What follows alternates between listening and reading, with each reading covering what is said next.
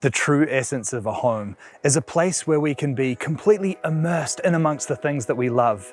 And here, nestled into this very suburban backyard, is a home that is a wonderful demonstration of just that.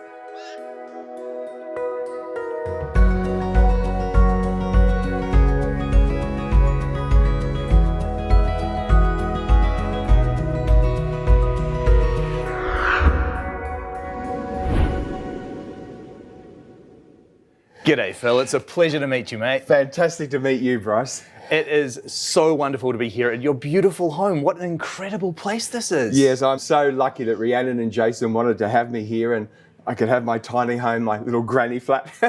And Rhiannon's your daughter? Yes, Rhiannon's my daughter and Jason is her partner.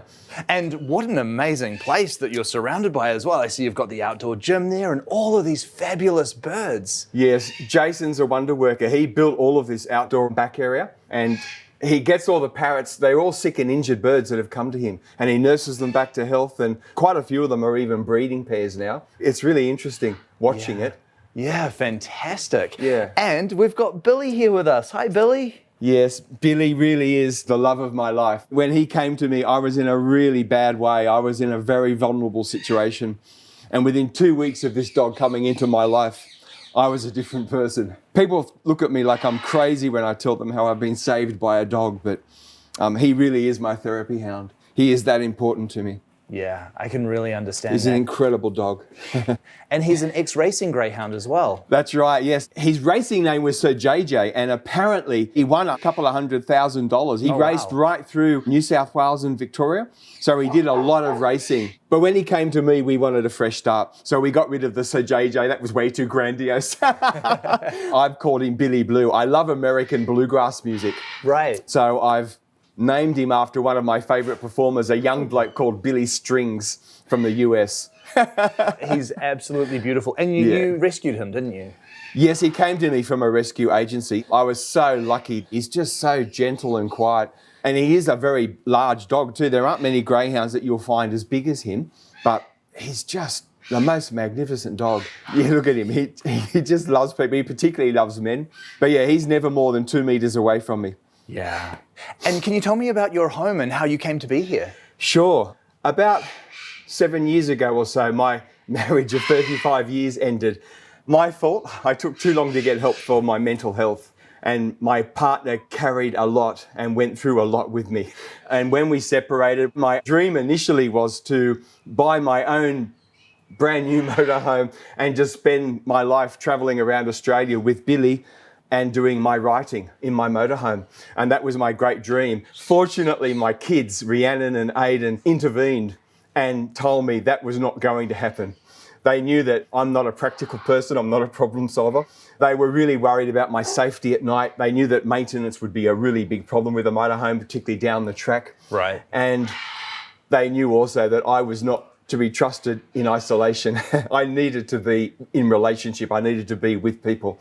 And so we ended up putting all my money into the tiny home.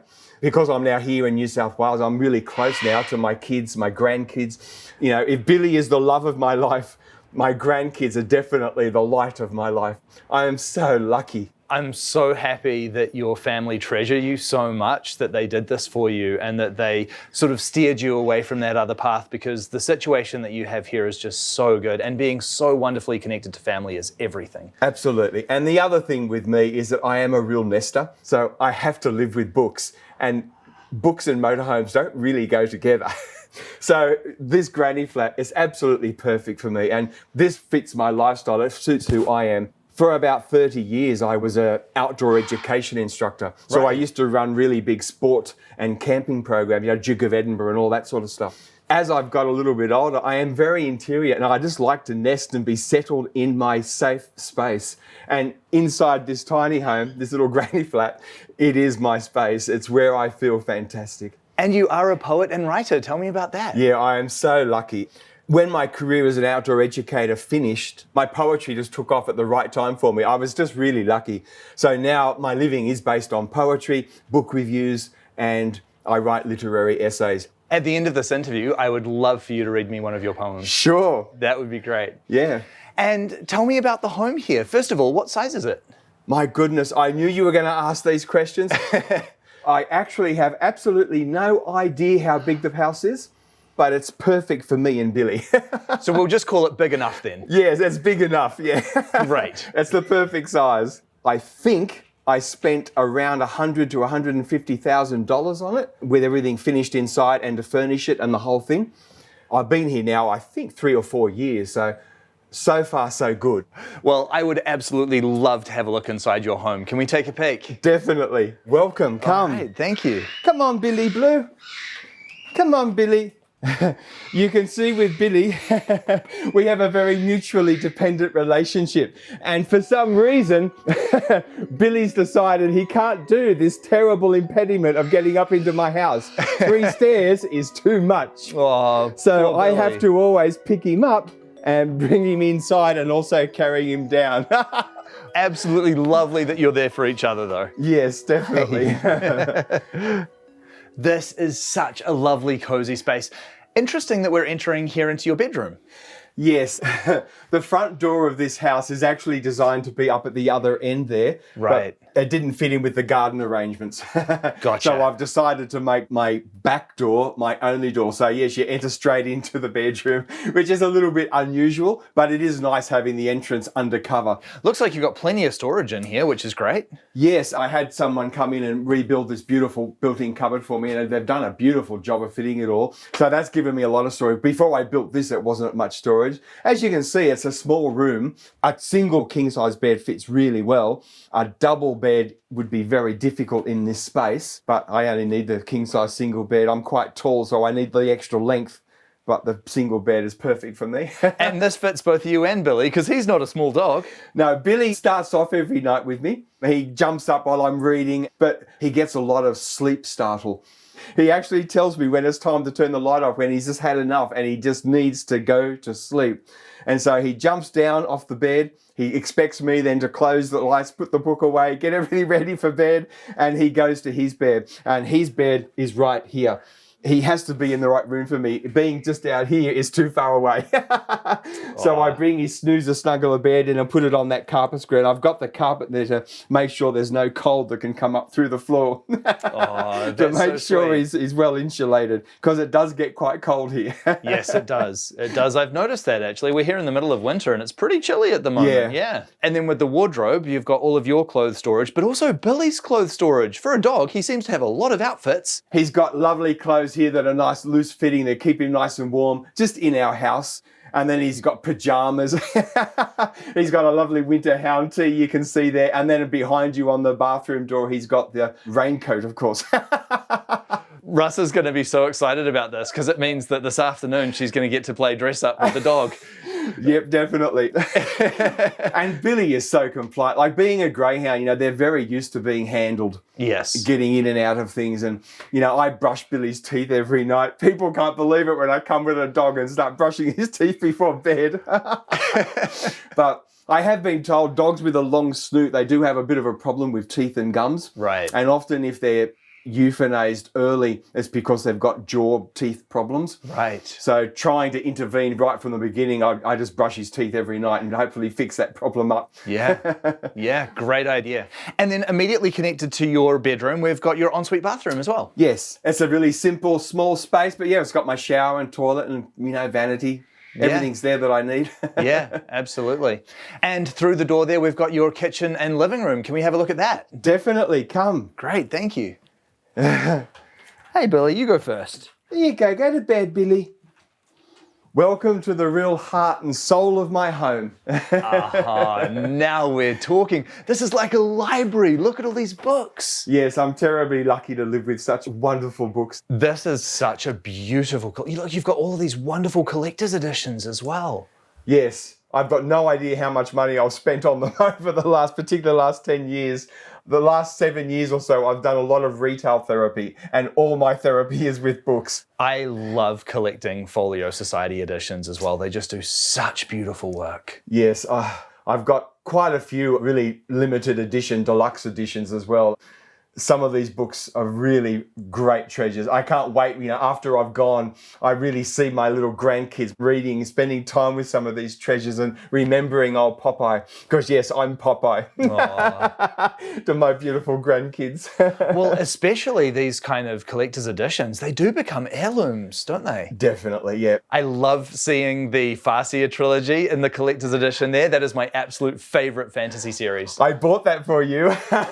Really? Yes, I heard you talk about Robin Hobb on a couple of earlier videos. So I actually haven't read the Robin Hobb yet. I love fantasy. I love magical realism. But I haven't read the Robin Hobb yet, so I'm really excited to get to it. You're in for an experience. Yes, I'm very excited about it. I can't wait to read them. What are some of your other favourites? Oh, well, when it comes to magical realism and fantasy, over there you can see I've got The King of Elfland's Daughter by Lord Dunsany, Robert Holstock, The Mathago Wood, which is beautiful. I've got the Susanna Clarke Piranesi and the Jonathan Strange and Mr. Norrell, which is fantastic. She's another English fantasy writer, which I really enjoy. I've got there in the corner, you can see Wagner's The Ring of Truth, The Ring of the Nibelung. I love opera. I love Richard Wagner. And so that's the complete libretto from the Ring cycle. And then I've got the Thucydides. I've got another deluxe edition of Herodotus here somewhere. Wow. And then in the corner there, you can see in the best black and white silk that Folio could come up with, you've got the complete works of William Shakespeare. And I see you've got Tolkien's complete works there as well. Oh, yes. Tolkien is what did it all for me. You can see here, I've got my really old editions. These are the beautiful books that my precious mum bought me. As a kid, I actually hated books, believe it or not. I hated reading. When I first discovered I can remember the first time I started reading The Hobbit and the sparks of wonder and joy that went off somewhere behind your eyes as you turn the pages to find out what was going to happen next. Yeah. And so my precious mum bought me this beautiful edition of The Hobbit and Lord of the Rings. And, these aren't precious books in their own right. They're not first editions or anything, but they're lovely editions. And they're now literally falling apart. So these are now just treasured mementos, nostalgia on my shelves. And then I've got Beowulf, his translation of Beowulf as well, which I love. I love all that Anglo-Saxon alliterative verse. Oh, absolutely, me too. And I see you've got the very special collector's edition there too. Yes, that is an absolute magic. Seamus Heaney was the most majestic poet, the very best of Irish poetry. I've always dreamt that one day getting to London and walking into the British Library and the British Museum and seeing things like, the original Beowulf manuscript, I would just do my head in. Yeah. I don't like flying, and I do all my travel vicariously sitting in this library reading. So the closest I'm ever going to come to walking into the British Library and seeing the original manuscript is holding this incredible treasure from the Folio Society. And, the size of it, it really does open up like you're looking at the original quarto folio. It's an amazing book. So, not only is it the Beowulf, the Seamus Heaney alliterative verse translation, but Folio really pulled out all the stops on this. They did an incredible job. Absolutely beautiful. Yes. There's something about being surrounded by books. I love that sentiment when you say that you do all of your travel right here, because from that beautiful, very comfortable looking armchair that you have right there, you have entire worlds of both real and fantasy that surround you at all times. Yes, I'm a wonderful vicarious traveller, and that chair is a really important part. It really is a centre, a focal point of my tiny home. It's where I sit to do all my writing, my literary essays, my reviews, my poetry. It's where I sit and suck my thumb and just think about the world and love my Billy. And it is the Chicago chair. And it's one of the reasons why I bought it. It's a beautiful, such a comfortable reclining rocker. If I can't sleep at night, I often come and sit there, with my feet up and just listen to some opera or a symphony while I'm just going through the hours of the night. And I've become quite obsessed about opera. And really? I'm listening, yes, I'm trying to tune my ear. I've got my toes in the water. That just sounds ridiculously idyllic to me. Yes. And on that shelf over there is where all of your poetry treasures are stored. A lot of them, yes. This is only a fraction of my library. Right. But yes, that shelf there is predominantly poetry. The bottom shelf is all actually Australian fine arts. Sculptors like Inga King, Norma Redpath, that I just absolutely love. And then there's a lot of painters there too, like John Olsen, Roy de Maistre. But then the other 5 shelves are all poetry. Predominantly there's a lot of Australian poetry and some English and American poetry. Most of my library is in the big house in with Rhiannon. Rhiannon, my daughter, she's also doing a PhD at the moment in YA verse novels. And she's writing her own verse novel. So fortunately, we have a lot of shared interests, a lot of shared obsessions. So most of my library is actually in the big house with her. And Rhiannon always says she's just got her inheritance early because I always promise her my library. Where does all of your passion for this come from? As I said, as a kid, I was a very little outdoors boy. When I was around 12, 13, I had a teacher who I had for 2 years, and they read to me all the Narnian Chronicles. They would read, every afternoon, we would stop everything, come and sit on the carpet square, and he would just read to us, and he read all the Narnian Chronicles. And, I have a complicated relationship now with C.S. Lewis, but I still love his work. And the Narnian Chronicles are a great wonder. They're a great delight. And it wasn't far, from the enchantments of Lewis to the grander enchantments of Tolkien. And Tolkien really did start the whole thing. And then I was lucky. I won a place at Sydney University. So after I left school, I went to Sydney University to study English history and philosophy. And ever since then, my whole life has been about books. And then I think it was in my 30s, I started to write more and more. And then I was just really lucky. I started to send poetry off to journals. And, to begin with, of course, it was just rejection after rejection after rejection. And then eventually the tide turned. But poetry has come to the rescue. So as my career as an outdoor educator came to an end, my career as a writer has taken off. I'm currently writing an autobiographical verse novel, which will be called Hounded. And I'm really excited about that. I'll have that finished probably late this year. So it'll probably come out next year. And you've got the television here as well, surrounded by all of these fantastic books. Does this ever even get switched on? No, it very rarely actually gets watched. I mean to watch it, but in the end, I watch a lot of YouTube. I have my own BookTube channel, and I love YouTube. For the last 10 years, I've just watched more and more YouTube. I just love it. And I tend to watch that sitting in my chair on my laptop. And in amongst this fantastic library, I suppose you did have to make room for a kitchen. Yes, it doesn't have a lot of space, does it? Before I built my big cupboard there in my bedroom, you can see I didn't have much pantry space. It was a big problem, that tiny little skinny pantry there.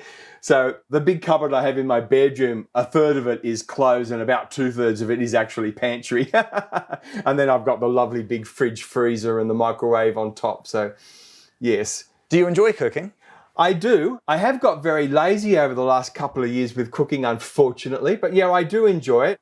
You can see I've got all my tea and coffee accoutrements, and tea and coffee is really important for me. So I discovered this beautiful little manual coffee maker.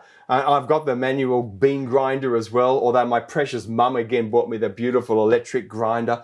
And then I've got all the tea too, all the, wonderful tea accoutrements. So they're my little focus to help me with my mental health and to help me on a more even path.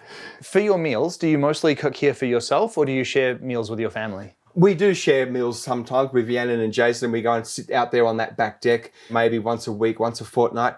But no, mostly I'm just sitting in this quiet space on my own, just cooking for myself. My cooking is 50% from my Billy Blue and 50% from me. Well, I think that relationship you have together is so special. Oh, he's a beautiful dog. I am so lucky to live with him. Yeah. How long have you been living here now? Yeah, about 3 or 4 years, and it's so far working out really, really well. Sometimes the parrots are a little bit noisy, but to be honest, I don't even hear them anymore. As I said, I'm often a bit sleepless at night anyway. I'm a bit of a problem sleeper, and I need a bit of noise around it. It keeps my headspace feeling happier if it's a little bit of grumbling around. And of course, I'm right in the middle of that Melbourne-Sydney railway line, so there are a lot of good trains go past all night. And then there's the Hume Highway that side. So we're sort of nestled in between it, and I like that noise, and the parrots as well. And I'm a real twitcher. I love birds. So it's a really simple, low maintenance house, which is perfect for me because I'm not a practical person. So for me, living in this house, it really is sitting in that wonderful chair, listening to music, reading and writing and dreaming of new things to write about. everything in this house is a real manifestation, a real dwelling, if you like, of my spirit, of my soul. Every book that I have in this space is something that has meant a lot to me on my life journey over the past 30, 40 years. And for me, sitting in this chair, listening to great music, reading books, writing my own books, it really is what anchors me to this world, is what makes my headspace a lot healthier. And it really has done so much to put me on a more even keel. I just love it. And you also have this wonderful booktube channel where you share your love of all of these books with the world. Yes, and A Poet Reads to Write. I just love it. I can't believe I have my own channel and I'm making it work. The technology, it's breathtaking for me. It's one of the best things I've done in the last 2 or 3 years. It really is. I just love it. My channel is not only poetry, even though I call it A Poet Reads to Write. I do a lot of work on fantasy, magical realism, my love for Tolkien, Beowulf. I do a lot of philosophy, psychology, history. All the things that I love. I've done a lot of videos on classical Greek or Athenian tragedy and Aristophanes comedies. So my channel is about books and my love of books. And, it's much bigger than just poetry. I absolutely love that. Well, Philip, I just think this is such a wonderful home that you have created for yourself here. I love the complete and utter immersion in books and all of these treasures that just mean so much to you. I love the way that you live here together with Billy and this wonderful life that you've created here together. Thank you so much for sharing it with me. Thank you, Bryce. Thank you for coming. My pleasure. This may be a small home, but here, surrounded by all of these wonderful books, Philip is surrounded and immersed in a very expansive world of art and literature and all of these things that just mean so much to him. He's here close to family, close to his beloved dog, and all of the things that really are most important to him in life.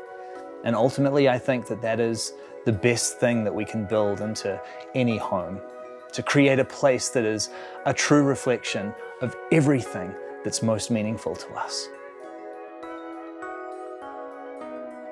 This is my most recent collection of poetry called Cactus. I'm really lucky. I have this wonderful publisher with Shane Strange from Canberra, our recent work press, and he's done this beautiful cover for me, as you can see. And this is one poem from this collection called Dark Matter.